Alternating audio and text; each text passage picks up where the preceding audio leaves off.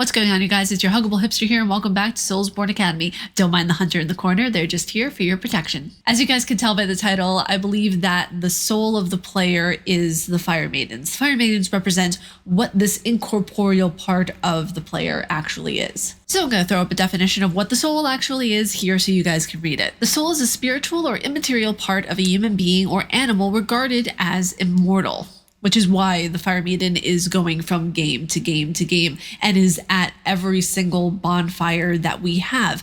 Look at the bonfire in Elden Ring. She is with us everywhere we go, everywhere that we travel, everywhere that we need to level up, she's there. Now there's another definition for a soul, which will be also right up here. An emotional or intellectual energy or intensity, especially as revealed in a work of art or artistic performance. So this piece of art has soul to it, or this musical piece has a lot of soul in it. So when we think of the soul, at least when some people think of a soul, they think of it in regards to what religion is. We're taking religion out of the conversation right now. We're going to actually be talking about the religion in Dark Souls games in another video, but that's going to be a completely different conversation. Strictly, we're talking in a philosophical manner of how the soul is guided by either principle or how the Fire Maidens are guiding the player, how the soul is guiding the player to each objective that they have within the game. You see the way the character ages in the game, and not in a matter of how their body is, but how their soul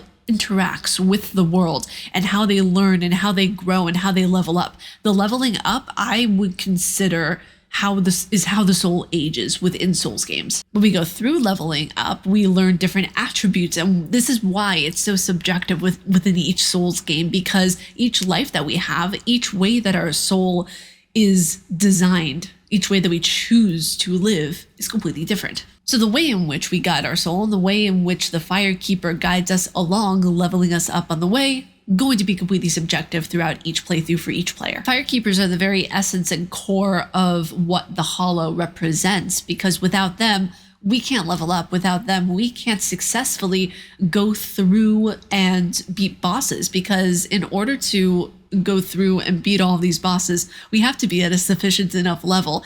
In Dark Souls 2, you can't level up at a bonfire on your own. You need to be where the Fire Maiden is. You can level up anywhere you want in Elden Ring, but the Fire Maiden there is always going to be there with you. And it's prevalent whenever you get to, I believe it's the Fire Giant section after you beat that boss. That is the most crucial and pivotal part of the game, because in a sense, you're setting the Fire Maiden, you're setting your soul free. I was able to complete this. I was able to get this task done. I was able to do what it is I needed to do to exist. Again, this is a theory. This is a postulation. This is nothing that I'm proclaiming as fact or that you guys in the community have to take for face value. This is just something fun to think about.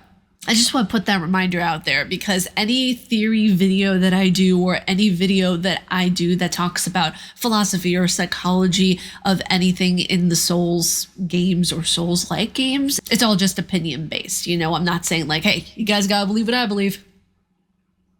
I don't know why I just did this with my shoulder. Now, also, I found this quote, and it actually perfectly links up with my theory of the Fire Maiden being the soul of the person, which the quote will be right over here for you guys. In Aristotelian philosophy, an animating or vital principle inherent in living things and endowing them in various degrees with the potential to grow and reproduce, to move and respond to stimuli, as in the case of animals, to think rationally, as in the case of humans. There's a specific line I want you guys to pay attention to with this quote. An animating or vital principle inherent in living things and endowing them in various degrees with the potential to grow and reproduce. Now, the potential to grow is where you're leveling up with the Fire Maiden. The potential to grow is where you are learning how the mechanics work in Souls games, right? Why do you think it's called Souls games? You have the name of the Unkindled in Dark Souls 3. You have the name of the Hallowed in, Dark Souls 1. Why is it that the game carries forth this idea of a soul needing to be kindled, of a soul that was once lost? It all revolves around the Firekeeper, and that's the thing of where a lot of the lore is fascinating about all three of these games, right? Even Elden Ring, to a degree, even though Elden Ring isn't a Souls game, it's more of a Souls-like that From Software made. But it carries a lot of the same things. You know, you have the Firekeeper, you have, you know, leveling up in a certain capacity that is the same in Souls games as well. But whenever it comes to, let's say Dark Souls 3, for example, you have to find all of the Lord's Flames in order to rekindle the main bonfire. And then, in a sense, fight a personified version of that bonfire. There's even a part in Demon Souls where you can choose to kill or not to kill the Firekeeper that is in that game, which essentially it's asking, do you want to kill the very thing that gave you your soul back? Do you really want to kill the very thing that allowed you to grow and to mature? Because that's why there's multiple endings in Souls games, right? It's allowing you to choose which way in which you want your soul to go, how you want the direction to be taken within these types of games.